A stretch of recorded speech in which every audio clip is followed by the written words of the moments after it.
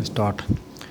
रूसी विदेश मंत्री सरगई लावरोव ਅਤੇ ਪਾਕਿਸਤਾਨੀ ਵਿਦੇਸ਼ ਮੰਤਰੀ ਸ਼ਾਹ ਮਹਿਮੂਦ ਕੁਰੈਸ਼ੀ ਨੇ ਕੱਲ੍ਹ ਇਸਲਾਮਾਬਾਦ 'ਚ ਬੜੀ ਚਲਾਕੀ ਦਿਖਾਉਣ ਦੀ ਕੋਸ਼ਿਸ਼ ਕੀਤੀ ਡੰਡੀ। ਦੋਵਾਂ ਨੇ ਦੁਨੀਆ ਨੂੰ ਇਹ ਦਿਖਾਉਣ ਦੀ ਕੋਸ਼ਿਸ਼ ਕੀਤੀ ਕਿ ਰੂਸ ਅਤੇ ਪਾਕਿਸਤਾਨ ਅੱਤਵਾਦ ਨਾਲ ਲੜਨ ਲਈ ਵਚਨਬੱਧ ਹਨ ਡੰਡੀ। ਰੂਸ ਨੇ ਵਾਅਦਾ ਕੀਤਾ ਕਿ ਉਹ ਪਾਕਿਸਤਾਨ ਨੂੰ ਅਜਿਹੇ ਵਿਸ਼ੇਸ਼ ਹਥਿਆਰ ਦੇਵੇਗਾ ਜੋ ਅੱਤਵਾਦੀਆਂ ਦੇ ਸਫਾਏ 'ਚ ਉਸ ਦੇ ਬਹੁਤ ਕੰਮ ਆਉਣਗੇ ਡੰਡੀ। ਇੱਥੇ ਪਹਿਲੀ ਗੱਲ ਇਹ ਹੈ ਕਿ ਉਹ ਕਿਹੜਾ ਅੱਤਵਾਦ ਹੈ ਜਿਸ ਨੂੰ ਰੂਸ ਖਤਮ ਕਰਨਾ ਚਾਹੁੰਦਾ ਹੈ। ਪ੍ਰਸ਼ਨ ਚਿੰਨ੍ਹ ਕੀ ਤਾਲਿਬਾਨ ਦਾ, ਪ੍ਰਸ਼ਨ ਚਿੰਨ੍ਹ ਕੀ ਕਸ਼ਮੀਰੀਆਂ ਦਾ, ਪ੍ਰਸ਼ਨ ਚਿੰਨ੍ਹ ਕੀ ਬਲੋਚਾਂ ਦਾ, ਪ੍ਰਸ਼ਨ ਚਿੰਨ੍ਹ ਕੀ ਪਠਾਨਾਂ ਦਾ, ਪ੍ਰਸ਼ਨ ਚਿੰਨ੍ਹ ਇਹਨਾਂ 'ਚੋਂ ਕਿਸੇ ਦਾ ਵੀ ਨਹੀਂ ਡੰਡੀ। ਉਸ ਦੀ ਚਿੰਤਾ ਉਸ ਦੇ ਚੇਚਨਿਆ ਇਲਾਕੇ 'ਚ ਚੱਲ ਰਹੇ ਮੁਸਲਿਮ ਅੱਤਵਾਦ ਦੀ ਹੋ ਸਕਦੀ ਹੈ, ਪਰ ਉਸ ਦਾ ਕੋਈ ਪ੍ਰਭਾਵ ਪਾਕਿਸਤਾਨ 'ਚ ਨਹੀਂ ਹੈ ਡੰਡੀ। ਉਸ ਦੀਆਂ ਜੜ੍ਹਾਂ 'ਚ ਤਾਂ ਵਲਾਦੀਮੀਰ ਪੁਤਿਨ ਨੇ ਪਹਿਲਾਂ ਤੋਂ ਹੀ ਤੇਲ ਦਿੱਤਾ ਹੋਇਆ ਹੈ ਡੰਡੀ। ਪਰ ਸੱਚਾਈ ਤਾਂ ਇਹ ਹੈ ਕਿ ਇੱਧਰ ਰੂਸ ਦਾ ਫੌਜੀ ਉਦਯੋਗ ਜ਼ਰਾ ਢਿੱਲਾ ਪੈ ਗਿਆ ਹੈ ਡੰਡੀ। ਉਸ ਦੇ ਸਭ ਤੋਂ ਵੱਡੇ ਹਥਿਆਰ ਦੇ ਖਰੀਦਦਾਰ ਭਾਰਤ ਨੇ ਆਪਣੀ ਖਰੀਦ 1/3 ਘਟਾ ਦਿੱਤੀ ਹੈ ਡੰਡੀ। ਪੂਰਬੀ ਯੂਰਪ ਦੇ ਦੇਸ਼ ਵੀ ਉਸ ਦੇ ਹਥਿਆਰ ਘੱਟ ਖਰੀਦ ਰਹੇ ਹਨ ਡੰਡੀ।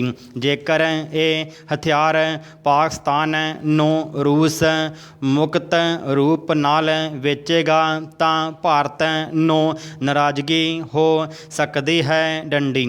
ਇਸ ਲਈ ਲਾਵਰੋਵ ਨੇ ਅੱਤਵਾਦ ਦੀ ਓਟ ਲੈ ਲਈ ਹੈ ਡੰਡੀ। ਪਰ ਅੱਤਵਾਦੀਆਂ ਨੂੰ ਮਾਰਨ ਲਈ ਕਿਹੜੀਆਂ ਮਿਜ਼ਾਈਲਾਂ ਦੀ ਲੋੜ ਹੁੰਦੀ ਹੈ? ਪ੍ਰਸ਼ਨ ਚਿੰਨ੍ਹ ਪਾਕਿਸਤਾਨੀ ਫੌਜ ਉਹਨਾਂ ਨੂੰ ਚਾਹੇ ਤਾਂ ਖੱਬੇ ਹੱਥ ਨਾਲ ਢੇਰ ਕਰ ਸਕਦੀ ਹੈ ਡੰਡੀ। ਜਿੱਥੋਂ ਤੱਕ ਤਾਲਿਬਾਨ ਦਾ ਸਵਾਲ ਹੈ, ਉਹ ਹਾਲੇ ਵੀ ਅਫਗਾਨਿਸਤਾਨ ਵਿੱਚ ਲਗਭਗ ਰੋਜ਼ ਹੀ ਖੂਨ ਵਹਾ ਰਹੇ ਹਨ, ਪਰ ਰੂਸ ਤਾਂ ਉਹਨਾਂ ਨੂੰ ਪਟਾਉਣ 'ਤੇ ਲੱਗਾ ਹੋਇਆ ਹੈ ਡੰਡੀ। ਇਹ ਉਹਨਾਂ ਨੂੰ ਮਾਸਕੋ ਸੱਦ ਕੇ ਬਿਰਯਾਨੀ ਖਿਲਾਉਣ 'ਚ ਰੁੱਝਾ ਹੋਇਆ ਹੈ ਡੰਡੀ। ਲਾਵਰੋਵ ਨੂੰ ਪਤਾ ਹੈ ਕਿ ਰੂਸ ਦੇ ਹਥਿਆਰ ਸਿਰਫ ਭਾਰਤ ਦੇ ਵਿਰੁੱਧ ਹੀ ਵਰਤੇ ਜਾਣਗੇ ਡੰਡੀ। ਫਿਰ ਵੀ ਉਹ ਉਹਨਾਂ ਨੂੰ ਪਾਕਿਸਤਾਨ ਨੂੰ ਵੇਚਣ 'ਤੇ ਡਟੇ ਹੋਏ ਹਨ ਡੰਡੀ। ਲਾਵਰੋਵ ਦੀ ਲੋਰੀ 'ਤੇ ਤਾਲ ਠੋਕਦੇ ਹੋਏ ਪਾਕਿਸਤਾਨੀ ਫੌਜ ਮੁਖੀ ਕਮਰ ਜਾਵੇਦ ਬਾਜਵਾ ਨੇ ਵੀ ਫੜ ਮਾਰ ਦਿੱਤੀ ਹੈ ਡੰਡੀ। ਉਹਨਾਂ ਨੇ ਕਹਿ ਦਿੱਤਾ ਕਿ ਪਾਕਿਸਤਾਨ ਦੀ ਕਿਸੇ ਵੀ ਦੇਸ਼ ਨਾਲ ਕੋਈ ਦੁਸ਼ਮਣੀ ਨਹੀਂ ਹੈ ਡੰਡੀ। ਦੱਖਣੀ ਏਸ਼ੀਆ ਖੇਤਰ 'ਚ ਉਹ ਸ਼ਾਂਤੀ ਅਤੇ ਸਹਿਯੋਗ ਦਾ ਵਾਤਾਵਰਨ ਬਣਾਉਣਾ ਚਾਹੁੰਦਾ ਹੈ ਡੰਡੀ। ਉਹਨਾਂ ਕੋਲੋਂ ਕੋਈ ਪੁੱਛੇ ਕਿ ਫਿਰ ਕਸ਼ਮੀਰ ਨੂੰ ਹਥਿਆਉਣ ਦੀ ਮਾਲਾ ਤੁਸੀਂ ਕਿਉਂ ਜਪਦੇ ਰਹਿੰਦੇ ਹੋ? ਪ੍ਰਸ਼ਨ ਚਿੰਨ੍ਹ ਲਾਵਰੋਵ ਨੇ ਆਰਥਿਕ, ਸਿਆਸੀ ਅਤੇ ਜੰਗੀ ਮਾਮਲਿਆਂ 'ਚ ਪਾਕਿਸਤਾਨ ਨੂੰ ਮੁਕੰਮਲ ਸਹਿਯੋਗ ਦਾ ਵਾਅਦਾ ਕੀਤਾ ਹੈ ਡੰਡੀ। ਸ਼ੰਘਾਈ ਸਹਿਯੋਗ ਸੰਗਠਨ ਦੇ ਮੈਂਬਰ ਹੋਣ ਦੇ ਨਾਤੇ ਹੁਣ ਰੂਸ ਚਾਹੇਗਾ ਕਿ ਪਾਕਿਸਤਾਨ ਨੂੰ ਰੂਸ ਅਤੇ ਚੀਨ ਦੀਆਂ ਗਲਵੱਕੜੀਆਂ 'ਚ ਲਪੇਟ ਲਿਆ ਜਾਵੇ ਅਤੇ ਅਫਗਾਨਿਸਤਾਨ ਅਤੇ ਈਰਾਨ ਨੂੰ ਵੀ ਡੰਡੀ ਪੈਰਾ। ਈਰਾਨ ਦੇ ਨਾਲ ਚੀਨ ਦਾ 25 ਸਾਲਾ ਸਮਝੌਤਾ ਹੋ ਹੀ ਚੁੱਕਾ ਹੈ ਡੰਡੀ। ਇਹ ਅਣਐਲਾਨਿਆ ਗੱਠਜੋੜ ਦੱਖਣੀ ਏਸ਼ੀਆ 'ਚ ਅਮਰੀਕੀ ਰਣਨੀਤੀ ਦੀ ਕਾਟ ਕਰੇਗਾ ਡੰਡੀ। ਏਸ਼ੀਆਈ ਨਾਟੋ ਦੀ ਟੱਕਰ 'ਚ ਹੁਣ ਏਸ਼ੀਆਈ ਵਾਰਸਾ ਪੈਕਟ ਦੀ ਨੀਂਹ ਰੱਖੀ ਜਾ ਰਹੀ ਹੈ ਡੰਡੀ। ਭਾਰਤ ਤੋਂ ਆਸ ਇਹੀ ਹੈ ਕਿ ਉਹ ਦੋਵਾਂ ਅਣਐਲਾਨੇ ਗੱਠਜੋੜਾਂ ਤੋਂ ਖੁਦ ਨੂੰ ਮੁਕਤ ਰੱਖੇਗਾ ਡੰਡੀ। ਸਟਾਰਟ। ਲੋਕਤੰਤਰ 'ਚ ਸੰਸਦ ਨੂੰ ਜਨਤਾ ਦੇ ਹਿੱਤਾਂ ਦਾ ਪਹਿਰੇਦਾਰ ਮੰਨਿਆ ਜਾਂਦਾ ਹੈ, ਪਰ ਅੱਜ ਵਿਸ਼ਵ ਦੇ ਕੁਝ ਦੇਸ਼ਾਂ 'ਚ ਸੰਸਦ ਦੀ ਸ਼ਾਨ 'ਤੇ ਹੀ ਠੇਸ ਲੱਗਣ ਲੱਗੀ ਹੈ, ਜਿਸ ਦੇ ਨਤੀਜੇ ਵਜੋਂ ਲੋਕਤੰਤਰ ਨੂੰ ਠੇਸ ਪੁੱਜ ਰਹੀ ਹੈ ਡੰਡੀ। ਉਦਾਹਰਣ ਵਜੋਂ ਉੱਤਰੀ ਕੋਰੀਆ 'ਚ ਇੱਕ ਦਹਾਕੇ ਤੋਂ ਵੱਧ ਸਮੇਂ ਤੋਂ ਸੱਤਾਧਾਰੀ ਤਾਨਾਸ਼ਾਹ ਕਿਮ ਜੋਂਗ ਨੇ ਸੰਸਦ ਦੇ ਸਾਰੇ ਅਧਿਕਾਰ ਖੋਹ ਕੇ ਦੇਸ਼ ਨੂੰ ਹਰ ਲਿਹਾਜ਼ ਤੋਂ ਕੰਗਾਲ ਬਣਾ ਦਿੱਤਾ ਹੈ। ਜਿੱਥੇ ਆਮ ਲੋਕਾਂ ਦਾ ਜਿਉਣਾ ਮੁਸ਼ਕਲ ਹੁੰਦਾ ਜਾ ਰਿਹਾ ਹੈ ਡੰਡੀ। ਇਸ ਦੇ ਉਲਟ ਅਤੀਤ 'ਚ ਇਸੇ ਦਾ ਅਨਿੱਖੜਵਾਂ ਅੰਗ ਰਿਹਾ ਦੱਖਣੀ ਕੋਰੀਆ ਆਪਣੀਆਂ ਲੋਕਤੰਤਰਵਾਦੀ ਨੀਤੀਆਂ ਦੇ ਕਾਰਨ ਅੱਜ ਵਿਸ਼ਵ ਦੇ ਖੁਸ਼ਹਾਲ ਦੇਸ਼ਾਂ 'ਚ ਗਿਣਿਆ ਜਾਂਦਾ ਹੈ ਡੰਡੀ। ਸੰਸਦੀ ਰਵਾਇਤਾਂ ਦੇ ਘਾਣ ਦੀ ਇੱਕ ਹੋਰ ਉਦਾਹਰਣ ਰੂਸ ਤੇ ਸੰਨ 2020 ਤੋਂ ਕਾਬਜ਼ ਰਾਸ਼ਟਰਪਤੀ ਵਲਾਦੀਮੀਰ ਪੁਤਨ ਹਨ, ਜਿਨ੍ਹਾਂ ਨੇ ਸੱਤਾ ਦੀ ਹਵਸ 'ਚ ਸੰਸਦ 'ਚ ਆਪਣੇ ਵਿਰੋਧੀਆਂ ਦੀ ਆਵਾਜ਼ ਦਬਾ ਕੇ ਸੰਨ 2036 ਤੱਕ ਆਪਣੇ ਰਾਸ਼ਟਰਪਤੀ ਬਣੇ ਰਹਿਣ ਦਾ ਬਿੱਲ ਪਾਸ ਕਰਵਾ ਲਿਆ ਹੈ ਡੰਡੀ। ਅਮਰੀਕਾ ਦੀ ਸੰਸਦ ਕੈਪੀਟਲ ਹਿੱਲ ਨੂੰ ਸਭ ਤੋਂ ਵੱਡੀ ਸੱਟ ਸਾਬਕਾ ਰਾਸ਼ਟਰਪਤੀ ਡੋਨਾਲਡ ਟਰੰਪ ਨੇ 6 ਜਨਵਰੀ ਨੂੰ ਮਾਰੀ, ਜਦੋਂ ਉਹਨਾਂ ਦੇ ਸਮਰਥਕਾਂ ਵੱਲੋਂ ਕੈਪੀਟਲ ਹਿੱਲ 'ਚ ਕੀਤੀ ਜਾ ਰਹੀ ਭਾਰੀ ਭੰਨ ਤੋੜ ਰੋਕਣ ਲਈ ਪੁਲਿਸ ਵੱਲੋਂ ਗੋਲੀ ਚਲਾਉਣ ਨਾਲ 4 ਵਿਅਕਤੀਆਂ ਦੀ ਮੌਤ ਹੋ ਗਈ ਅਤੇ ਕਈ ਲੋਕ ਜ਼ਖਮੀ ਹੋ ਗਏ ਡੰਡੀ।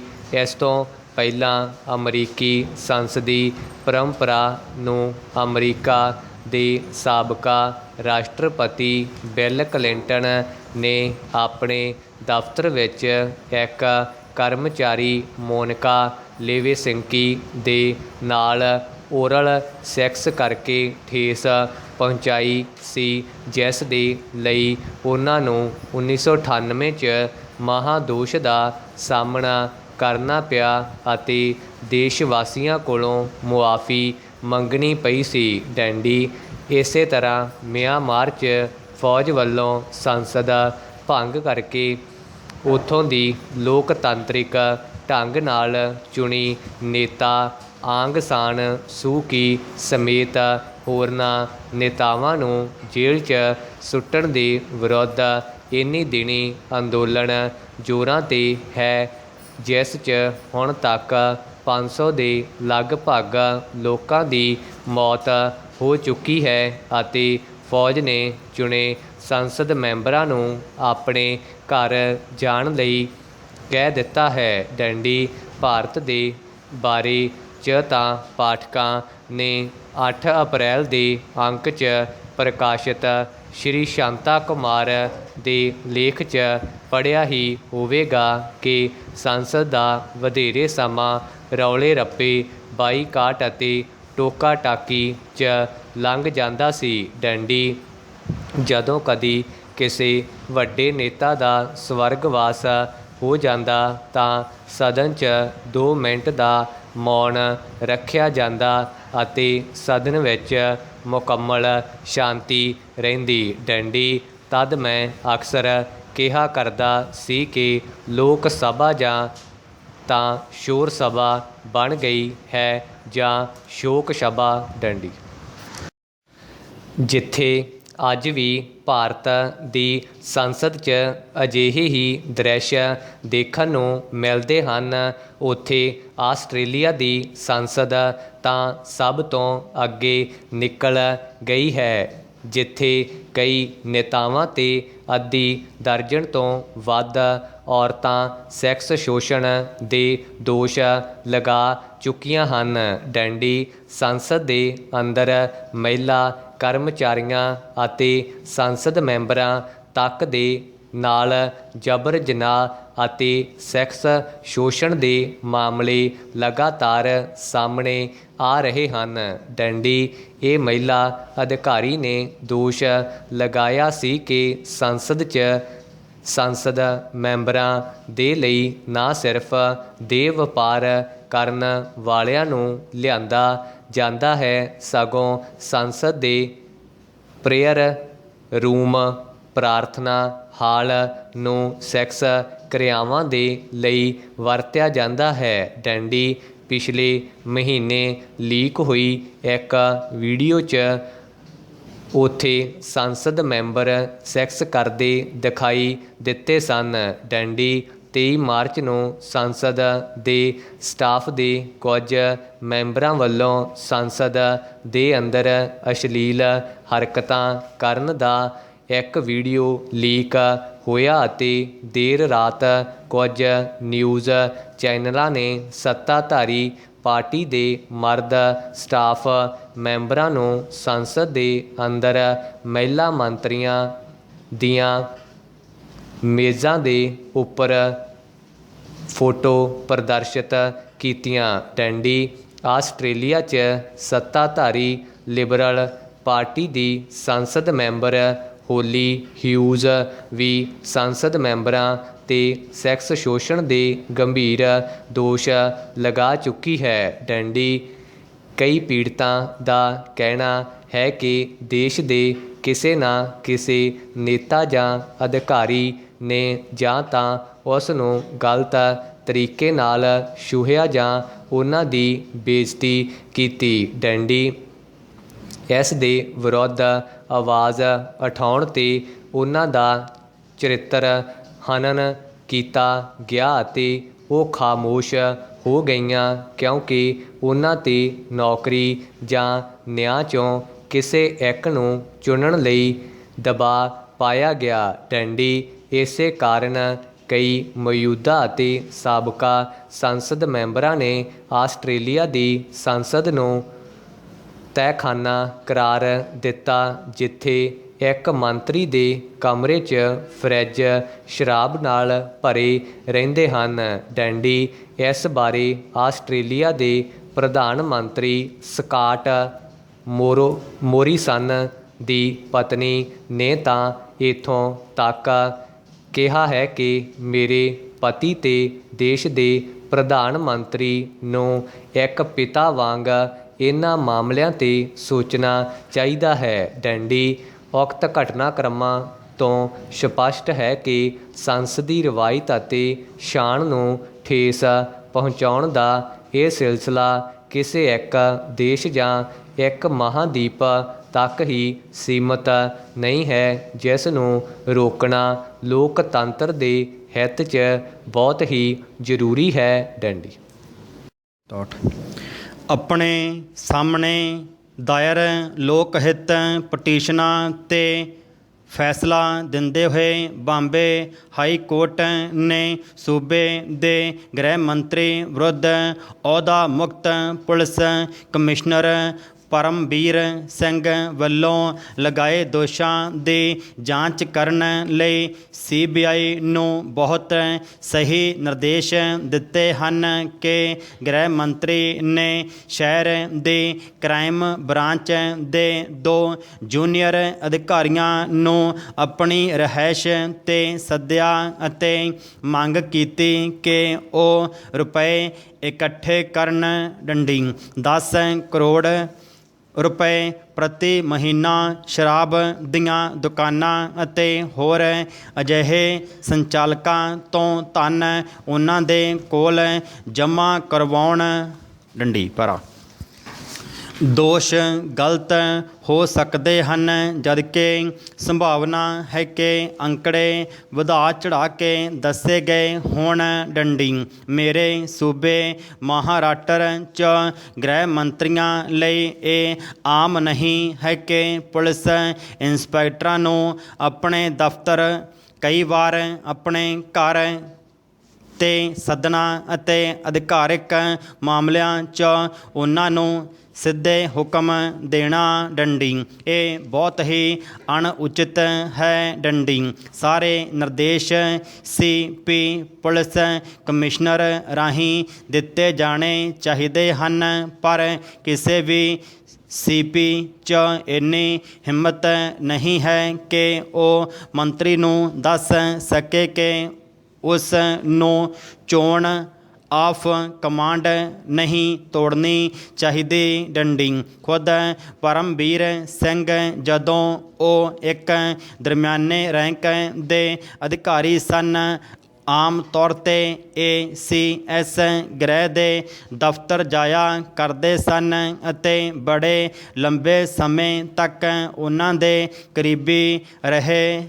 ਡੰਡੀ ਭਰਾ ਹਾਈ ਕੋਰਟ ਨੇ ਮਹਿਸੂਸ ਕੀਤਾ ਕਿ CBI ਇੱਕ ਸੁਤੰਤਰ ਇਕਾਈ ਹੈ। ਡੰਡੀ ਇਹ ਸੁਪਰੀਮ ਕੋਰਟ ਦੀ ਰਾਏ ਦੇ ਬਿਲਕੁਲ ਉਲਟ ਹੈ, ਜਿਸ ਦੁਆਰਾ ਏਜੰਸੀ ਨੂੰ ਪਿੰਜਰੇ 'ਚ ਕੈਦ ਤੋਤਾ ਦੱਸਿਆ ਜਾਣਾ ਕਾਫੀ ਪ੍ਰਸਿੱਧ ਹੈ। ਡੰਡੀ 19 ਦਿਨੀ ਇਹ ਇੱਕ ਪਿੰਜਰੇ 'ਚ ਬੰਦ ਤੋਤਾ ਸੀ ਅਤੇ ਹੁਣ ਅਮਿਤ ਸ਼ਾਹ ਦੀ ਅਗਵਾਈ 'ਚ ਹੋਰ ਵੀ ਜ਼ਿਆਦਾ। ਡੰਡੀ ਏਜੰਸੀ ਨਿਸ਼ਚਿਤ ਤੌਰ 'ਤੇ ਅਨਿਲ ਦੇਸ਼ਮੁਖ ਨੂੰ ਗ੍ਰਿਫਤਾਰ ਕਰ ਲਵੇਗੀ, ਕਿਉਂਕਿ ਭਾਜਪਾ ਮਹਾਰਾਸ਼ਟਰ 'ਚ ਗੱਠਜੋੜ ਸਰਕਾਰ ਨੂੰ ਡੇਗਣ ਲਈ ਹਰ ਹੀਲਾ ਕਰ ਰਹੀ ਹੈ। ਪਰ ਕੀ ਇਸ ਨਾਲ ਪਰਮਬੀਰ ਸਿੰਘ ਦਾ ਵੀ ਪਰਦਾਫਾਸ਼ ਹੋ ਜਾਵੇਗਾ? ਜੇਕਰ ਉਹ ਵੀ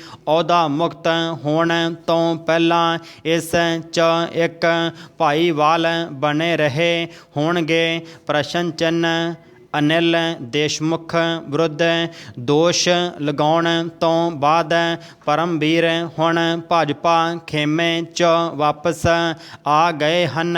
ਡੰਡੀ ਇਸ ਨਾਲ ਉਹ ਸੁਰੱਖਿਆ ਮਿਲੇਗੀ ਜਿਸ ਦੀ ਉਹਨਾਂ ਨੂੰ ਹੁਣ ਅਤਿਅੰਤ ਲੋੜ ਹੈ। ਡੰਡੀ ਪਰਮਬੀਰ ਨੂੰ ਕੁਝ ਔਖੇ ਸਵਾਲਾਂ ਦੇ ਜਵਾਬ ਦੇਣੇ ਹੋਣਗੇ। ਡੰਡੀ 13 ਸਾਲਾਂ ਤੱਕ ਮੁਅੱਤਲੀ ਦੇ ਬਾਅਦ ਸਚਿਨ ਵਜੇ ਨੂੰ ਕਿਵੇਂ ਬਹਾਲ ਕੀਤਾ ਗਿਆ? ਪ੍ਰਸ਼ਨ ਚਿੰਨ੍ਹ ਕਿਉਂਕਿ ਉਹਨਾਂ ਨੂੰ ਕੋਵਿਡ ਸੰਬੰਧੀ ਡਿਊਟੀਆਂ 'ਤੇ ਲਗਾਉਣ ਦੀ ਬਜਾਏ ਕ੍ਰਾਈਮ ਬ੍ਰਾਂਚ 'ਚ ਲਗਾਇਆ ਗਿਆ। ਪ੍ਰਸ਼ਨ ਚਿੰਨ੍ਹ ਕਿਉਂ ਉਹਨਾਂ ਨੂੰ ਕ੍ਰਾਈਮ ਇੰਟੈਲੀਜੈਂਸ ਯੂਨਿਟ ਦਾ ਆਜ਼ਾਦਾਨਾ ਚਾਰਜ ਦਿੱਤਾ ਗਿਆ, ਜੋ ਇੱਕ ਅਜਿਹਾ ਅਹੁਦਾ ਹੈ ਜਿਸ ਨੂੰ ਆਮ ਤੌਰ 'ਤੇ ਇੱਕ ਸੀਨੀਅਰ ਇੰਸਪੈਕਟਰ ਸੰਭਾਲਦਾ ਹੈ? ਪ੍ਰਸ਼ਨ ਚਿੰਨ੍ਹ ਕਿਉਂ ਉਸ ਨੂੰ ਕ੍ਰਾਈਮ ਬ੍ਰਾਂਚ 'ਚ ਆਪਣੇ ਤੋਂ ਉੱਪਰ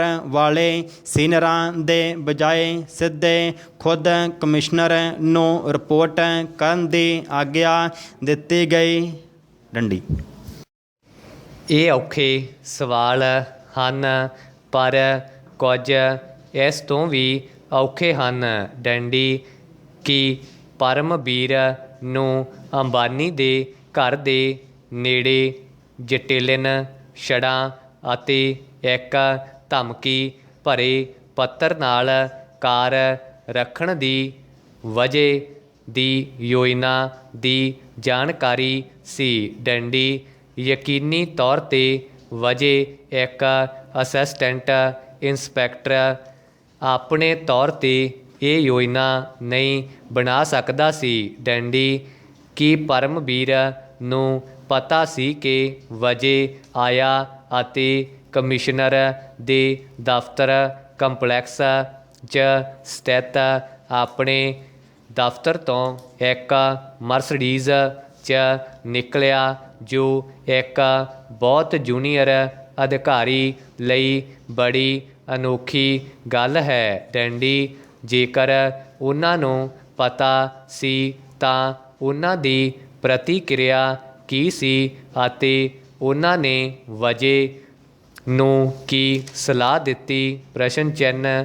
ਕੀ ਉਹਨਾਂ ਨੂੰ ਪਤਾ ਸੀ ਕਿ ਵਜੇ 5 ਸਟਾਰ ਓਬਰਾਏ ਹੋਟਲ ਦੇ ਇੱਕ ਕਮਰੇ ਤੋਂ ਆਪਰੇਟ ਕਰ ਰਿਹਾ ਸੀ? ਡੈਂਡੀ ਆਪਣੀ ਇਮਾਨਦਾਰੀ ਲਈ ਜਾਣੇ ਜਾਂਦੇ ਸੂਬੇ ਦੇ ਸੀਨੀਅਰ IPS ਅਧਿਕਾਰੀ ਸੰਜੇ ਪਾਂਡੇ ਨੂੰ ਸੂਬੇ ਦੇ ਗ੍ਰਹਿ ਮੰਤਰੀ ਨੇ ਉਹਨਾਂ ਨੂੰ ਆਪਣੇ ਹੀ IPS ਸਹਿਯੋਗੀਆਂ ਨਾਲ ਸੰਬੰਧਿਤ ਨਾਜ਼ੁਕ ਜਾਂਚ ਦੇ ਕੰਮ 'ਚ ਲਗਾਇਆ ਸੀ। ਡੰਡੀ ਹੁਣ ਉਹਨਾਂ ਦਾ ਦੋਸ਼ ਹੈ ਕਿ ਪਰਮਬੀਰ ਸਿੰਘ ਨੇ ਅਜਿਹੀ ਹੀ ਇੱਕ ਜਾਂਚ ਬੰਦ ਕਰਨ ਦੀ ਉਹਨਾਂ ਨੂੰ ਬੇਨਤੀ ਕੀਤੀ ਸੀ ਅਤੇ ਪਾਂਡੇ ਦਾ ਕਹਿਣਾ ਹੈ ਕਿ ਉਹਨਾਂ ਨੇ ਇਸ ਗੱਲਬਾਤ ਨੂੰ ਰਿਕਾਰਡ ਕਰ ਲਿਆ। ਡੰਡੀ ਉਹਨਾਂ ਦੇ ਖੁਲਾਸੇ ਨੇ ਇਸ ਨਾਟਕ 'ਚ ਤਾਜ਼ਾ ਮਸਾਲਾ ਭਰ ਦਿੱਤਾ ਹੈ, ਜਿਸ ਦੇ ਖਾਤਮਾ ਹੋਣ ਦੇ ਕੋਈ ਆਸਾਰ ਨਹੀਂ ਹਨ। ਡੰਡੀ ਜਾਂਚ ਕਮਿਸ਼ਨਰ ਦੇ ਅਹੁਦੇ 'ਤੇ ਨਿਯੁਕਤ ਇੱਕ ਹੋਰ ਸੀਨੀਅਰ IPS ਅਧਿਕਾਰੀ ਰਿਸ਼ਮ ਸ਼ੁਕਲਾ ਨੇ ਗ੍ਰਹਿ ਮੰਤਰੀ ਦੇ ਨਾਲ IPS ਅਤੇ ਸੂਬੇ ਦੇ ਸੇਵਾ ਅਧਿਕਾਰੀਆਂ ਦੀ ਗੱਲਬਾਤ ਰਿਕਾਰਡ ਕੀਤੀ ਹੈ, ਜਿਸ 'ਚ ਨਿਯੁਕਤੀਆਂ ਅਤੇ ਤਬਾਦਲਿਆਂ ਲਈ ਨਗਦੀ ਬਾਰੇ ਗੱਲਬਾਤ ਕੀਤੀ ਗਈ। ਡੰਡੀ ਜੇਕਰ ਇਹ ਸੱਚ ਹੈ ਕਿ ਰਾਕਪਾ ਸੁਪਰੀਮੋ ਗਾਲ ਬਲੈਡਰ ਦੀ ਸਰਜਰੀ ਲਈ ਹਸਪਤਾਲ 'ਚ ਦਾਖਲ ਹੋਣ ਤੋਂ ਪਹਿਲਾਂ ਅਹਿਮਦਾਬਾਦ 'ਚ ਅਮਿਤ ਸ਼ਾਹ ਨੂੰ ਮਿਲੇ ਸਨ। ਸਚਨ ਵਜੇ ਦੀ ਕਹਾਣੀ ਜ਼ਿਆਦਾ ਨਾਟਕੀ ਮੋੜ ਲੈ ਸਕਦੀ ਹੈ। ਡੈਂਡੀ ਵਜੇ ਦੇ ਸਰਪ੍ਰਸਤ ਪਰਮਬੀਰ ਸਿੰਘ ਨੇ ਇੱਕ ਹੋਰ ਬਰਖਾਸਤ ਐਨਕਾਊਂਟਰ ਸਪੈਸ਼ਲਿਸਟ ਪ੍ਰਦੀਪ ਸ਼ਰਮਾ ਨੂੰ 2017 'ਚ ਸੇਵਾ 'ਚ ਵਾਪਸ ਲਿਆ ਸੀ, ਜਦੋਂ ਉਹ ਪਰਮਬੀਰ ਥਾਣੇ ਦੇ ਪੁਲਿਸ ਕਮਿਸ਼ਨਰ ਸਨ। ਡੰਡੀ ਪਰਮਬੀਰ ਸਿੰਘ ਨੇ ਅਤੀਤ 'ਚ ਐਡੀਸ਼ਨਲ DGP ਕਾਨੂੰਨ ਵਿਵਸਥਾ ਦੇ ਤੌਰ 'ਤੇ ਫੜਨਵੀਸ ਨੂੰ ਇੱਕ ਪ੍ਰੈਸ ਕਾਨਫਰੰਸ ਨੂੰ ਸੰਬੋਧਨ ਕਰਨ 'ਚ ਮਦਦ ਕੀਤੀ ਸੀ ਤਾਂ ਕਿ ਭੀਮਾ ਕੋਰੇਗਾਂਵ ਮਾਮਲੇ 'ਚ ਖੱਬੇ ਪੱਖੀ ਬੁੱਧੀਜੀਵੀਆਂ ਦੀ ਗ੍ਰਿਫਤਾਰੀ ਨੂੰ ਸਹੀ ਠਹਿਰਾਇਆ ਜਾ ਸਕੇ। ਡੰਡੀ ਸੁਭਾਵਿਕ ਹੈ ਕਿ ਫੜਨਵੀਸ ਨੇ ਪਰਮਬੀਰ 'ਤੇ ਜ਼ਿਆਦਾ ਭਰੋਸਾ ਪ੍ਰਗਟਾਇਆ, ਜੋ ਭੀਮਾ ਕੋਰੇਗਾਂਵ ਜਾਂਚ 'ਚ ਸਿੱਧੇ ਤੌਰ 'ਤੇ ਸ਼ਾਮਲ ਨਹੀਂ ਸੀ। ਡੰਡੀ ਜੇਕਰ ਅਸਲ 'ਚ ਸ਼ਰਦ ਪਵਾਰ ਦੀ ਅਮਿਤ ਸ਼ਾਹ ਨਾਲ ਮੁਲਾਕਾਤ ਹੋਈ, ਇਹ ਪਹਿਲਾਂ ਤੋਂ ਹੀ ਦੁਚਿੱਤੀ ਪਏ ਲੋਕਾਂ ਨੂੰ ਹੋਰ ਵੀ ਦੁਚਿੱਤੀ 'ਚ ਪਾ ਦੇਣਗੇ। ਡੰਡੀ ਗੁੱਸੇ 'ਚ ਆਏ ਕਿਸਾਨ ਮੋਦੀ ਸਰਕਾਰ ਵਿਰੁੱਧ ਆਪਣੇ ਵਤੀਰੇ 'ਚ ਤਬਦੀਲੀ ਦੇ ਕਿਸੇ ਵੀ ਸੰਕੇਤ ਦੇ ਬਿਨਾਂ ਮਹੀਨਿਆਂ ਤੋਂ 3 ਖੇਤੀਬਾੜੀ ਕਾਨੂੰਨਾਂ ਦੇ ਵਿਰੁੱਧ ਰੋਸ ਵਿਖਾਵਾ ਕਰ ਰਹੇ ਹਨ। ਡੰਡੀ ਇਹ ਦੇਸ਼ ਦਾ ਹੁਣ ਤੱਕ ਦਾ ਸਭ ਤੋਂ ਵੱਡਾ ਰੋਸ ਵਿਖਾਵਾ ਸਾਬਤ ਹੋਇਆ ਹੈ। ਡੰਡੀ ਕਿਸਾਨਾਂ ਦੇ ਮੁੱਦੇ 'ਤੇ ਪ੍ਰਧਾਨ ਮੰਤਰੀ ਨਰਿੰਦਰ ਮੋਦੀ 2 ਸਿਆਸੀ ਗੱਠਜੋੜ ਸਹਿਯੋਗੀਆਂ ਨੂੰ ਗਵਾ ਚੁੱਕੇ ਹਨ ਡੰਡੀ। ਉਹਨਾਂ ਦੇ ਕੁਝ ਆਪਣੇ ਨੇਤਾਵਾਂ ਨੇ ਉਹਨਾਂ ਨੂੰ ਸਾਵਧਾਨੀ ਵਰਤਣ ਦੀ ਚੇਤਾਵਨੀ ਦਿੱਤੀ ਹੈ ਡੰਡੀ। ਹਾਲਾਂਕਿ ਪ੍ਰਧਾਨ ਮੰਤਰੀ ਮੋਦੀ ਦਾ ਆਪਣਾ ਨਜ਼ਰੀਆ ਹੈ ਡੰਡੀ। ਉਹਨਾਂ ਨੇ ਆਪਣੇ ਕੁਝ ਵਿਚਾਰ ਅਤੇ ਦ੍ਰਿਸ਼ਟਾਂਤ ਸਥਾਪਿਤ ਕਰ ਲਏ ਹਨ ਜਿਨ੍ਹਾਂ ਬਾਰੇ ਮੈਂ ਜ਼ਰੂਰ ਕਹਾਂਗਾ ਕਿ ਉਹ ਜ਼ਮੀਨੀ ਹਕੀਕਤਾਂ ਤੋਂ ਦੂਰ ਹਨ ਡੰਡੀ। ਭਰਾ ਅਸੀਂ ਸਾਰੇ ਅਜਿਹੇ ਦਿਲ ਪਸੀਜਣ ਵਾਲੇ ਦ੍ਰਿਸ਼ਾਂ ਤੋਂ ਜਾਣੂ ਹਾਂ ਜਿਨ੍ਹਾਂ 'ਚ ਰਾਜਧਾਨੀ ਨਵੀਂ ਦਿੱਲੀ ਦੇ ਨਜ਼ਦੀਕ ਹਾਈਵੇ 'ਤੇ ਕਿਵੇਂ ਹਜ਼ਾਰਾਂ ਦੀ ਗਿਣਤੀ 'ਚ ਟੈਂਟਾਂ 'ਚ ਕਿਸਾਨ ਰਹਿ ਰਹੇ ਹਨ ਡੰਡੀ। ਕੰਡਿਆਲੀਆਂ ਤਾਰਾਂ ਵਾਲੇ ਸਟੈਂਡਾਂ ਦੇ ਨਾਲ ਪੁਲਿਸ ਨੇ ਵਿਸ਼ਾਲ ਬੈਰੀਕੇਡ ਖੜ੍ਹੇ ਕੀਤੇ ਹੋਏ ਹਨ ਡੰਡੀ। ਇਹ ਵਿਵਸਥਾ ਆਪਣੇ ਆਪ 'ਚ ਜ਼ੁਲਮਪੁਣਾ ਅਤੇ ਗੈਰ ਲੋਕਤੰਤਰਿਕ ਦਿਖਾਈ ਦਿੰਦਾ ਹੈ ਡੰਡੀ। ਕਿਵੇਂ ਲੋਕਤੰਤਰਿਕ ਭਾਰਤੀ ਪੁਲਿਸ ਇਸ ਤਰ੍ਹਾਂ ਦੇਸ਼ ਦੇ ਅੰਨਦਾਤਾ ਨਾਲ ਸਲੂਕ ਕਰ ਸਕਦੀ ਹੈ? ਪ੍ਰਸ਼ਨ ਚਿੰਨ੍ਹ। ਕੀ ਉਹ ਲਾਲ ਬਹਾਦਰ ਸ਼ਾਸਤਰੀ ਦੇ ਨਾਅਰੇ ਜੈ ਜਵਾਨ ਤੇ ਜੈ ਕਿਸਾਨ ਨੂੰ ਭੁੱਲ ਗਏ ਹਨ? ਪ੍ਰਸ਼ਨ ਚਿੰਨ੍ਹ। ਪੈਰਾ ਕਿਸਾਨ ਬੀਤੇ ਸਤੰਬਰ 'ਚ ਸੰਸਦ ਦੁਆਰਾ ਪਾਸ 3 ਖੇਤੀਬਾੜੀ ਕਾਨੂੰਨਾਂ ਵਿਰੁੱਧ ਰੋਸ ਵਿਖਾਵਾ ਕਰ ਰਹੇ ਹਨ ਡੰਡੀ। ਉਹ ਮਹਿਸੂਸ ਕਰਦੇ ਹਨ ਕਿ ਇਹ ਕਾਨੂੰਨ ਉਹਨਾਂ ਦੀ ਰੋਜੀ ਰੋਟੀ ਦੇ ਨਾਲ ਖਿਲਵਾੜ ਹਨ ਜੋ MSP ਪ੍ਰਣਾਲੀ ਅਧੀਨ ਜੁੜੇ ਹੋਏ ਹਨ ਅਤੇ ਉਹਨਾਂ ਨੂੰ ਗਰੀਬ ਬਣਾ ਦੇਣਗੇ ਡੰਡੀ। ਕਿਸਾਨਾਂ ਨੂੰ ਡਰ ਹੈ ਕਿ ਪ੍ਰਧਾਨ ਮੰਤਰੀ ਮੋਦੀ ਦਾ ਮਕਸਦ ਭਾਰਤ ਨੂੰ ਗਲੋਬਲ ਕਾਰਪੋਰੇਟਰਜ਼ ਦੀ ਇੱਕ ਹੱਬ 'ਚ ਬਦਲਣ ਦਾ ਹੈ ਡੰਡੀ। ਕਿਸਾਨ ਯੂਨੀਅਨਾਂ ਦੇ ਨੇਤਾਵਾਂ ਨੇ ਪ੍ਰਧਾਨ ਮੰਤਰੀ ਮੋਦੀ 'ਤੇ ਆਪਣੀ ਕਾਰਪੋਰੇਟ ਪੱਖੀ ਨੀਤੀ ਅਪਣਾਉਣ ਦਾ ਦੋਸ਼ ਲਗਾਇਆ ਹੈ ਡੰਡੀ। ਇਸ ਤਰ੍ਹਾਂ ਇਹ ਮਾਮਲਾ ਹੋਰ ਵੀ ਗੁੰਝਲਦਾਰ ਅਤੇ ਸਿਆਸੀ ਬਣ ਗਿਆ ਹੈ ਡੰਡੀ।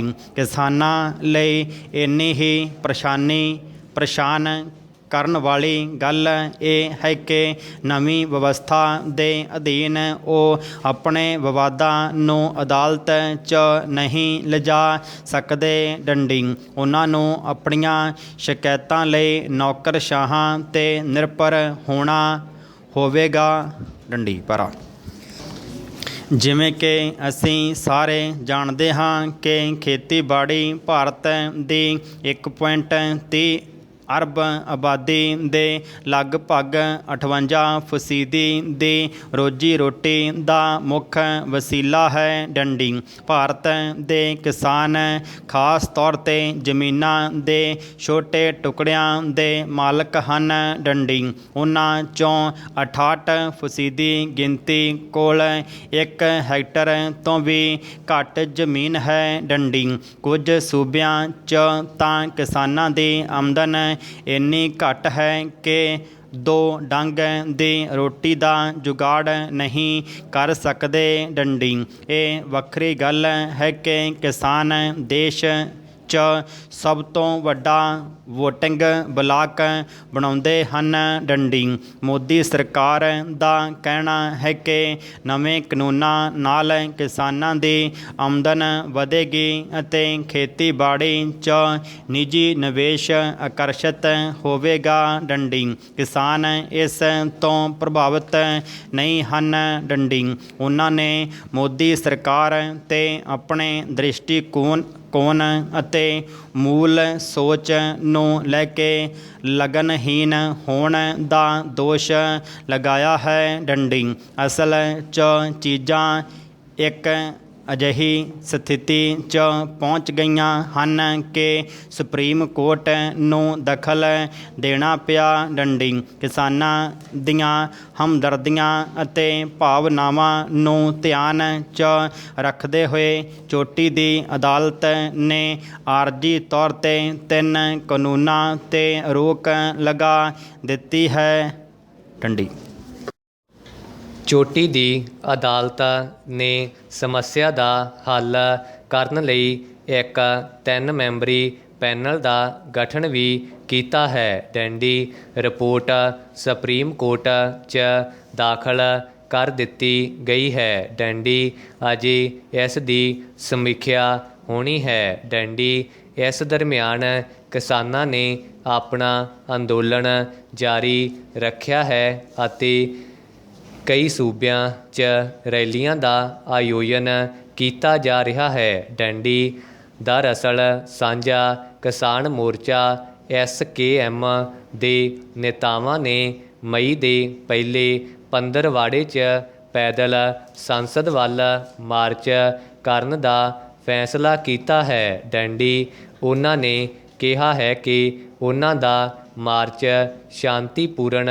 ਹੋਵੇਗਾ। ਡੰਡੀ ਉਹਨਾਂ ਨੇ ਅਫਸੋਸ ਪ੍ਰਗਟਾਇਆ ਹੈ ਕਿ ਜਨਵਰੀ 'ਚ ਕਿਸਾਨਾਂ ਦੇ ਨਾਲ ਗੱਲਬਾਤ ਖਤਮ ਕਰਨ ਤੋਂ ਬਾਅਦ ਸਰਕਾਰ ਸੌਂ ਰਹੀ ਹੈ। ਡੰਡੀ ਮਹੱਤਵਪੂਰਨ ਸਵਾਲ ਇਹ ਹੈ ਕਿ ਭਾਜਪਾ ਵਾਲੀ ਰਾਜਗ ਸਰਕਾਰ ਦੇ ਮੁੱਢਲੇ ਵਤੀਰੇ 'ਚ ਕੁਝ ਤਬਦੀਲੀ ਆਵੇਗੀ। ਡੰਡੀ ਇਸ ਸਮੇਂ ਅਜਿਹਾ ਦਿਖਾਈ ਨਹੀਂ ਦਿੰਦਾ। ਡੰਡੀ ਪ੍ਰਧਾਨ ਮੰਤਰੀ ਮੋਦੀ ਦਾ ਕਹਿਣਾ ਹੈ ਕਿ ਉਹਨਾਂ ਦੀ ਸਰਕਾਰ ਨੇ ਕਿਸਾਨਾਂ ਦੇ ਨਾਲ ਗੱਲਬਾਤ ਦੇ ਦਰਵਾਜ਼ੇ ਅਜੇ ਬੰਦ ਨਹੀਂ ਕੀਤੇ ਹਨ। ਡੰਡੀ ਉਹਨਾਂ ਨੇ ਇਹ ਵੀ ਕਿਹਾ ਹੈ ਕਿ ਜੇਕਰ ਕੋਈ ਖਾਮੀਆਂ ਅਤੇ ਗਲਤੀਆਂ ਪਾਈਆਂ ਗਈਆਂ ਤਾਂ ਕਾਨੂੰਨ 'ਚ ਸੁਧਾਰ ਕਰਕੇ ਉਹਨਾਂ ਨੂੰ ਠੀਕ ਕੀਤਾ ਜਾਵੇਗਾ। ਡੰਡੀ ਇਸ ਦੇ ਨਾਲ ਹੀ ਉਹਨਾਂ ਨੇ ਇਹ ਬਿਲਕੁਲ ਸਪਸ਼ਟ ਕਰ ਦਿੱਤਾ ਹੈ ਕਿ ਵਿਰੋਧੀ ਪਾਰਟੀਆਂ ਨੇ ਆਮ ਪੱਖੀ ਆਲੋਚਨਾ ਜਾਂ ਕਾਨੂੰਨਾਂ 'ਚ ਖਾਮੀਆਂ ਵੱਲ ਸੰਕੇਤ ਦੇ ਲਿਹਾਜ਼ ਨਾਲ ਬਹੁਤ ਘੱਟ ਯੋਗਦਾਨ ਦਿੱਤਾ ਹੈ। ਡੰਡੀ ਇੱਥੋਂ ਤੱਕ ਕਿ ਉਹਨਾਂ ਦੇ ਖੇਤੀਬਾੜੀ ਮੰਤਰੀ ਨੇ ਇਹ ਦੁਹਰਾਇਆ ਹੈ ਕਿ ਕਿਸਾਨਾਂ ਦੇ ਪ੍ਰਤੀਨਿਧੀ ਧਾਰਾ ਦਰ ਧਾਰਾ ਇਸ ਗੱਲ 'ਤੇ ਚਰਚਾ ਕਰਨ ਦੇ ਚਾਹਵਾਨ ਨਹੀਂ ਹਨ ਕਿ ਉਹਨਾਂ ਨੂੰ ਕਾਨੂੰਨ ਵਿੱਚ ਕਿਸ ਚੀਜ਼ ਤੋਂ ਪਰੇਸ਼ਾਨੀ ਹੈ। ਡੰਡੀ ਪ੍ਰਧਾਨ ਮੰਤਰੀ ਮੋਦੀ ਨੇ ਮੰਨਿਆ ਹੈ ਕਿ ਇਸ 'ਚ ਚੁਣੌਤੀਪੂਰਨ ਹਨ, ਪਰ ਇਹਨਾਂ ਦਾ ਕਹਿਣਾ ਹੈ ਕਿ ਅਸੀਂ ਇਹ ਫੈਸਲਾ ਕਰਨਾ ਹੈ ਕਿ ਅਸੀਂ ਸਮੱਸਿਆ ਦਾ ਹਿੱਸਾ ਬਣਨਾ ਹੈ ਜਾਂ ਹੱਲ ਦਾ ਮਾਧਿਅਮ। ਡੰਡੀ ਪ੍ਰਧਾਨ ਮੰਤਰੀ ਆਪਣੀ ਵਾਕ ਸ਼ੈਲੀ ਲਈ ਜਾਣੇ ਜਾਂਦੇ ਹਨ, ਪਰ ਪਰੇਸ਼ਾਨ ਕਰਨ ਵਾਲੀ ਗੱਲ ਖੇਤੀਬਾੜੀ ਕਾਨੂੰਨਾਂ ਦੇ ਇਲਾਵਾ ਉਹਨਾਂ ਦਾ ਲੜਾਕੂ ਵਿਹਾਰ ਹੈ। ਡੰਡੀ ਮੈਂ ਇਹ ਜ਼ਰੂਰ ਕਹਾਂਗਾ ਕਿ ਲੋਕਤੰਤਰ ਦੇ ਗੀਤ ਗਾਉਣਾ ਜਨਤਕ ਜ਼ਿੰਦਗੀ 'ਚ ਮੋਦੀ ਦੇ ਸਟਾਈਲ ਦਾ ਇੱਕ ਹਿੱਸਾ ਹੈ। ਡੰਡੀ ਹਾਲਾਂਕਿ ਪਰੇਸ਼ਾਨ ਕਰਨ ਵਾਲੀ ਗੱਲ ਇਹ ਹੈ ਕਿ ਲੋਕਾਂ ਦੇ ਵਿਰੋਧ ਪ੍ਰਗਟਾਉਣ ਦੇ ਅਧਿਕਾਰ ਨੂੰ ਪਸੰਦ ਨਹੀਂ ਕਰਦੇ। ਡੰਡੀ ਵਿਰੋਧ ਜਾਂ ਅਸਹਿਮਤੀ ਲੋਕਤੰਤਰ ਦਾ ਇੱਕ ਜ਼ਰੂਰੀ ਹਿੱਸਾ ਹੈ। ਡੰਡੀ ਰਾਸ਼ਟਰ ਵਿਰੋਧੀ ਦੱਸ ਕੇ ਅਸਹਿਮਤੀ ਦੀਆਂ ਅਜਿਹੀਆਂ ਆਵਾਜ਼ਾਂ ਨੂੰ ਦਬਾਉਣਾ ਉਹਨਾਂ ਦਾ ਕੰਮ ਨਹੀਂ ਹੈ। ਡੰਡੀ ਇਹ ਵੀ ਜ਼ਰੂਰ ਕਿਹਾ ਜਾਣਾ ਚਾਹੀਦਾ ਹੈ ਕਿ ਕਿਸਾਨਾਂ ਦੇ ਅੰਦੋਲਨ ਨਾਲ ਨਜਿੱਠਣ ਨੂੰ ਲੈ ਕੇ ਕਈ ਕੌਮਾਂਤਰੀ ਸੈਲੀਬ੍ਰਿਟੀਜ਼ ਵੱਲੋਂ ਕੀਤੀ ਗਈ ਆਲੋਚਨਾ ਤੋਂ ਪ੍ਰਧਾਨ ਮੰਤਰੀ ਮੋਦੀ ਪਰੇਸ਼ਾਨ ਹਨ।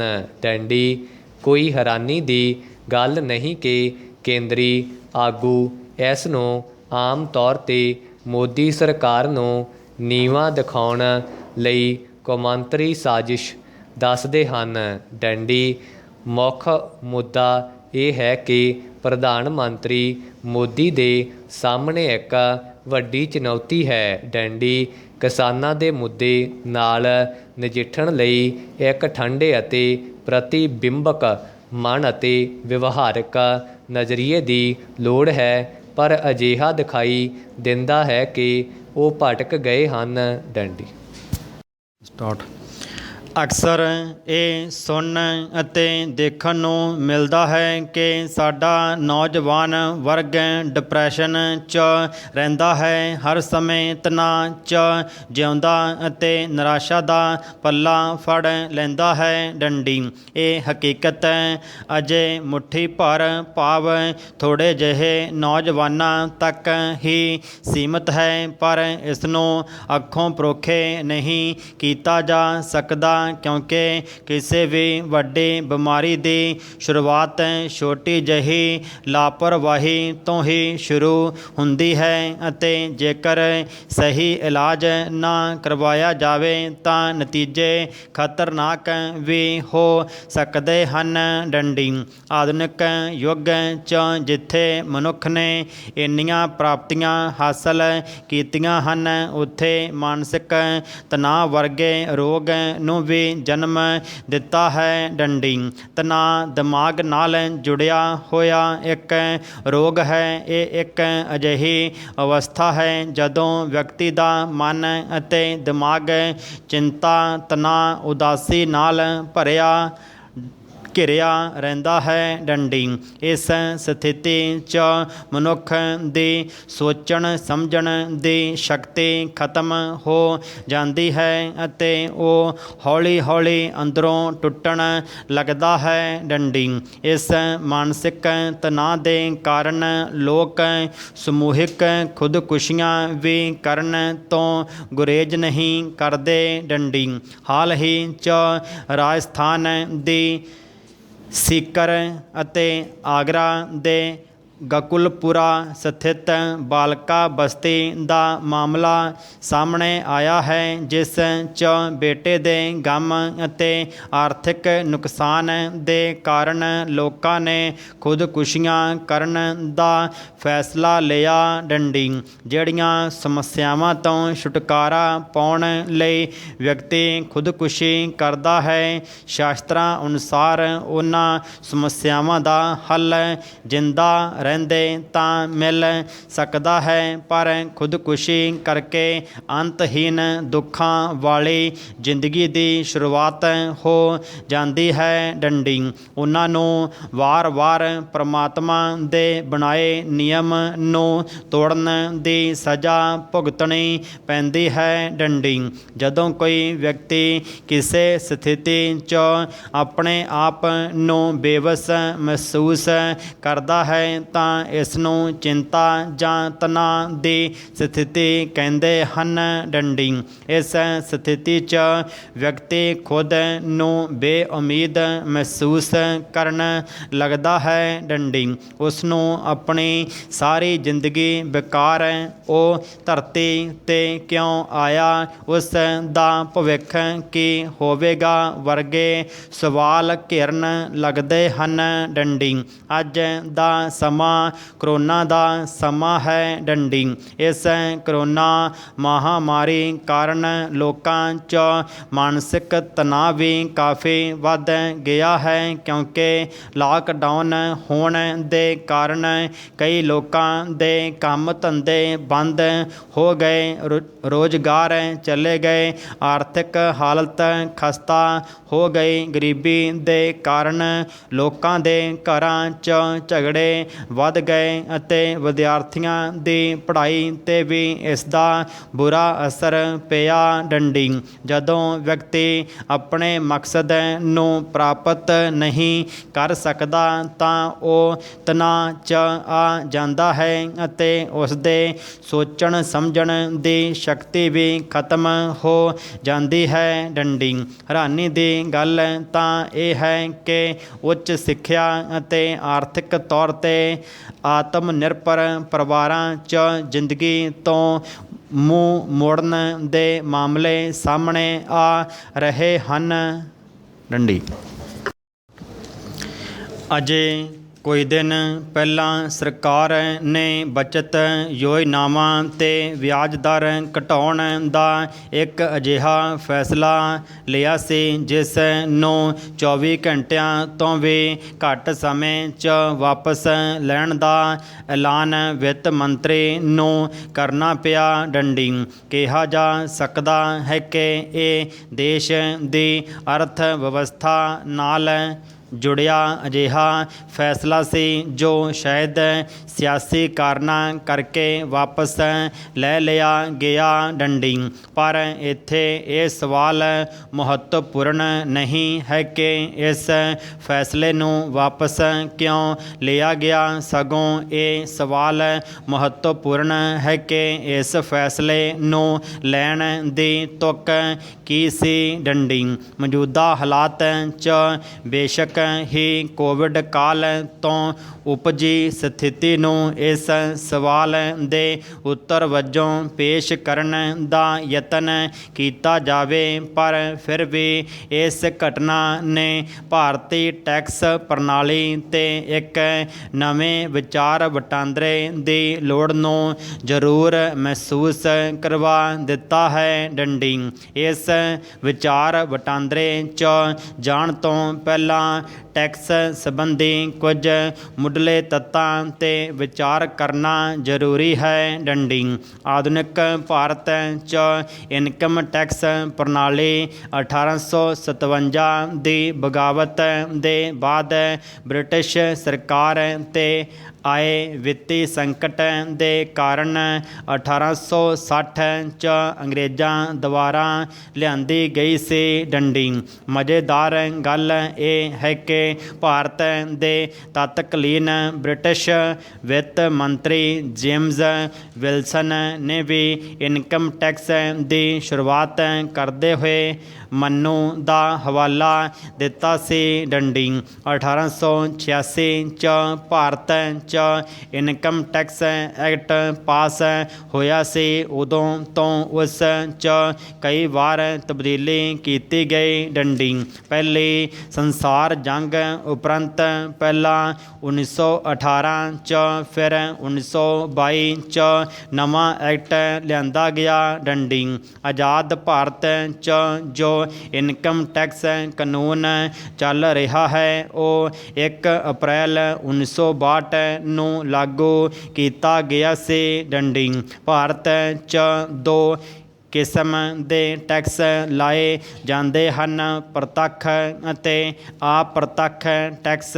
ਡੰਡੀ। 2017 'ਚ GST ਲਾਗੂ ਕਰਕੇ ਅਪ੍ਰਤੱਖ ਟੈਕਸਾਂ 'ਚ ਕ੍ਰਾਂਤੀਕਾਰੀ ਤਬਦੀਲੀ ਲਿਆ ਕੇ ਸੁਧਾਰਾਂ ਵੱਲ ਇੱਕ ਮਹੱਤਵਪੂਰਨ ਕਦਮ ਚੁੱਕਿਆ ਗਿਆ ਸੀ। ਡੰਡੀ। ਭਰਾ।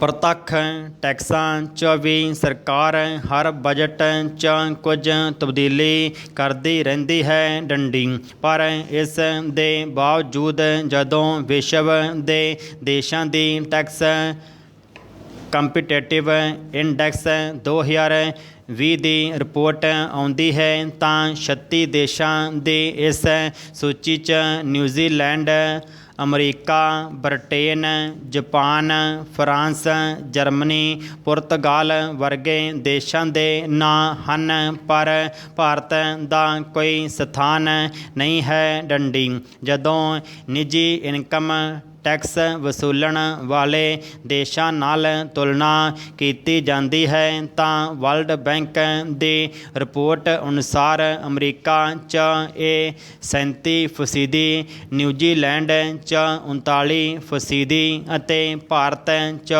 35.88% ਹੈ। ਡੰਡੀ। GST ਦੀ ਗੱਲ ਕੀਤੀ ਜਾਵੇ ਤਾਂ ਭਾਰਤ 'ਚ 28% ਦੇ ਨਾਲ ਇਹ 140 ਦੇਸ਼ਾਂ ਦੀ ਤੁਲਨਾ 'ਚ ਸਭ ਤੋਂ ਜ਼ਿਆਦਾ ਹੈ। ਡੰਡੀ। 27% ਦੇ ਨਾਲ ਦੂਸਰੇ ਸਥਾਨ 'ਤੇ ਅਰਜਨਟੀਨਾ ਹੈ। ਜਦ ਕਿ UK ਅਤੇ ਫਰਾਂਸ 'ਚ ਇਹ 20% ਤਾਂ ਸਿੰਗਾਪੁਰ 'ਚ 7% ਹੈ। ਡੰਡੀ ਇਹਨਾਂ ਅੰਕੜਿਆਂ ਤੋਂ ਇਹ ਤਾਂ ਸਪਸ਼ਟ ਹੈ ਕਿ ਕਰ ਵਸੂਲੀ ਦੇ ਮਾਮਲੇ 'ਚ ਭਾਰਤ ਕਿਤੇ ਵਿਕਸਿਤ ਦੇਸ਼ਾਂ ਦੇ ਸਾਹਮਣੇ ਤਾਂ ਕਿਤੇ ਉਹਨਾਂ ਦੇ ਅੱਗੇ ਹੈ, ਪਰ ਜਦੋਂ ਨਾਗਰਿਕ ਸਹੂਲਤਾਂ ਦੀ ਗੱਲ ਆਉਂਦੀ ਹੈ ਤਾਂ ਭਾਰਤ ਅੰਤਮ ਸਥਾਨਾਂ 'ਤੇ ਹੈ, ਕਿਉਂਕਿ ਅਮਰੀਕਾ, ਜਾਪਾਨ, ਨਿਊਜ਼ੀਲੈਂਡ ਅਤੇ ਯੂਰਪੀ ਦੇਸ਼ ਵਰਗੇ ਹੋਰ ਦੇਸ਼ ਆਪਣੇ ਨਾਗਰਿਕਾਂ ਤੋਂ ਉੱਚੀਆਂ ਦਰਾਂ 'ਤੇ ਟੈਕਸ ਜ਼ਰੂਰ ਲੈਂਦੇ ਹਨ, ਪਰ ਉਸੇ ਅਨੁਪਾਤ 'ਚ ਸਹੂਲਤਾਂ ਵੀ ਦਿੰਦੇ ਹਨ। ਡੰਡੀ ਸਿੱਖਿਆ, ਸਿਹਤ, ਯਾਤਰਾ, ਸੀਨੀਅਰ ਨਾਗਰਿਕਾਂ ਨੂੰ ਪੈਨਸ਼ਨ ਸਮੇਤ ਕਈ ਮੁੱਢਲੀਆਂ ਯੋਜਨਾਵਾਂ ਚਲਾਈਆਂ ਜਾਂਦੀਆਂ ਹਨ, ਜਿਨ੍ਹਾਂ ਨਾਲ ਉਹਨਾਂ ਦੇ ਨਾਗਰਿਕਾਂ ਦੀ ਜ਼ਿੰਦਗੀ ਸੁਖਾਲੀ ਬਤੀਤ ਹੋ ਸਕੇ। ਜਦਕਿ ਭਾਰਤ ਆਪਣੇ ਨਾਗਰਿਕਾਂ ਨੂੰ ਸਿਹਤ ਸੇਵਾਵਾਂ ਦੇਣ ਦੇ ਮਾਮਲੇ 'ਚ 195 ਦੇਸ਼ਾਂ ਦੀ ਸੂਚੀ 'ਚ 154ਵੇਂ ਸਥਾਨ 'ਤੇ ਆਉਂਦਾ ਹੈ। ਡੰਡੀ ਹੁਣ ਸਵਾਲ ਇਹ ਹੈ ਕਿ ਆਖਰ ਅਜਿਹਾ ਕੀ ਹੁੰਦਾ ਹੈ ਜੋ ਉਹਨਾਂ ਦੀ ਸੋਚ 'ਚ ਪਰਿਵਰਤਨ ਆ ਜਾਂਦਾ ਹੈ। ਡੰਡੀ ਇਸ ਵਿਸ਼ੇ 'ਤੇ ਮਨੋਵਿਗਿਆਨੀਆਂ ਦਾ ਮੰਨਣਾ ਹੈ ਕਿ ਇਸ ਕਿਸਮ ਦੇ ਲੋਕਾਂ ਦੇ ਨਾਲ ਸਾਨੂੰ ਭਾਵਨਾਤਮਕ ਰੂਪ ਨਾਲ ਜੁੜਨਾ ਚਾਹੀਦਾ ਹੈ ਅਤੇ ਉਹਨਾਂ ਦੇ ਮਨ ਦੀ ਗੱਲ ਜਾਣਨ ਦੀ ਕੋਸ਼ਿਸ਼ ਕਰਨੀ ਚਾਹੀਦੀ ਹੈ। ਡੰਡੀ ਇਹ ਸਭ ਸਿਰਫ ਸੱਚਾ ਅਤੇ ਚੰਗਾ ਮਿੱਤਰ ਹੀ ਕਰ ਸਕਦਾ ਹੈ, ਕਿਉਂਕਿ ਇਹ ਮੰਨਿਆ ਜਾਂਦਾ ਹੈ ਕਿ ਖੁਸ਼ੀਆਂ ਵੰਡਣ ਨਾਲ ਵੱਧਦੀਆਂ ਹਨ ਅਤੇ ਦੁੱਖ ਵੰਡਣ ਨਾਲ ਘੱਟ ਹੁੰਦੇ ਹਨ। ਡੰਡੀ ਇਹ ਵੀ ਜ਼ਰੂਰੀ ਨਹੀਂ ਕਿ ਮਾਨਸਿਕ ਤਣਾਅ ਸਿਰਫ ਭਾਵਨਾਤਮਕ ਕਾਰਨਾਂ ਤੋਂ ਹੋਵੇ। ਡੰਡੀ ਕਈ ਵਾਰ ਹੋਰ ਕਾਰਨ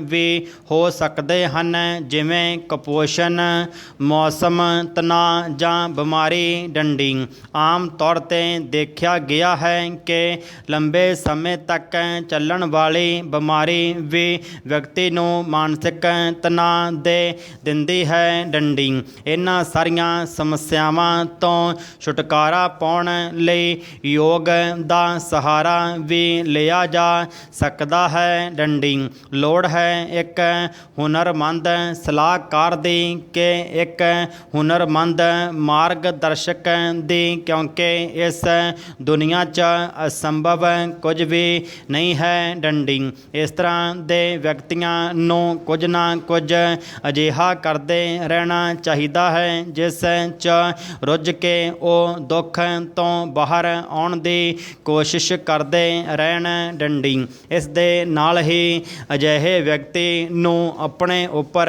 ਪੂਰਾ ਭਰੋਸਾ ਹੋਣਾ ਚਾਹੀਦਾ ਹੈ ਕਿ ਉਹ ਜੋ ਕਰ ਰਿਹਾ ਹੈ ਉਹ ਬਿਲਕੁਲ ਸਹੀ ਹੈ। ਡੰਡੀ ਇਸ ਗੱਲ ਦਾ ਸਾਨੂੰ ਹਮੇਸ਼ਾ ਧਿਆਨ ਰੱਖਣਾ ਚਾਹੀਦਾ ਹੈ ਕਿ ਅਜਿਹੇ ਵਿਅਕਤੀ ਨੂੰ ਸਮੇਂ ਸਿਰ ਸੌਣਾ ਅਤੇ ਸਮੇਂ ਸਿਰ ਉੱਠਣਾ ਜ਼ਰੂਰੀ ਹੈ। ਡੰਡੀ ਸੰਤੁਲਿਤ ਅਤੇ ਪੌਸ਼ਟਿਕ ਆਹਾਰ ਲਓ, ਰੋਜ਼ਾਨਾ ਕਸਰਤ ਕਰੋ, ਸ਼ਰਾਬ ਅਤੇ ਸਿਗਰਟ ਨੋਸ਼ੀ ਤੋਂ ਬਚੋ। ਡੰਡੀ ਜ਼ਿੰਦਗੀ 'ਚ ਸਹਿਨਸ਼ੀਲਤਾ ਨੂੰ ਅਪਣਾਓ। ਡੰਡੀ ਜਿਸ ਤਰ੍ਹਾਂ ਸਰੀਰ 5 ਤੱਤਾਂ ਨਾਲ ਮੰਨਿਆ ਜਾਂਦਾ ਹੈ, ਉਸੇ ਤਰ੍ਹਾਂ ਜ਼ਿੰਦਗੀ ਦੇ ਲਈ ਕਈ ਮੂਲ ਮੰਤਰ ਹਨ ਜਿਸ ਨਾਲ ਜ਼ਿੰਦਗੀ ਨੂੰ ਸੁਖਮਈ ਬਣਾਇਆ ਜਾ ਸਕਦਾ ਹੈ। ਡੰਡੀ ਦ੍ਰਿੜ ਸੰਕਲਪ, ਆਤਮ ਵਿਸ਼ਵਾਸ, ਸੰਜਮ, ਬੁੱਧੀ ਅਤੇ ਵਿਵੇਕ